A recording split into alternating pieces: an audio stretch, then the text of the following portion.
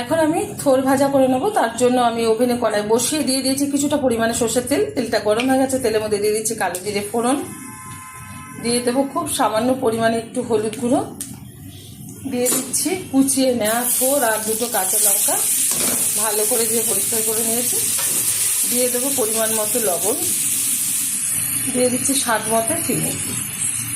ভালোভাবে এবার নেড়ে চেড়ে থোরটা ভেজে নেব।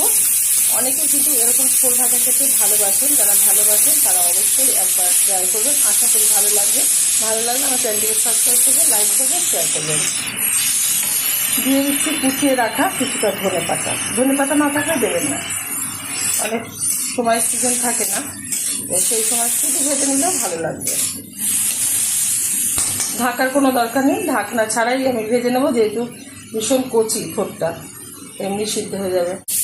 হাই আছে, আমি 5 মিনিট মতো থোরটা ভেজে নিলাম। সুন্দরভাবে কিন্তু ভাজা হয়ে গেছে, একটু ঘেটে দিচ্ছি, ভালো লাগবে খেতে। আর রেসিপি যদি আপনাদের ভালো লেগে থাকে আপনারা অবশ্যই চ্যানেলটিকে সাবস্ক্রাইব করবেন, লাইক করবেন, শেয়ার করবেন।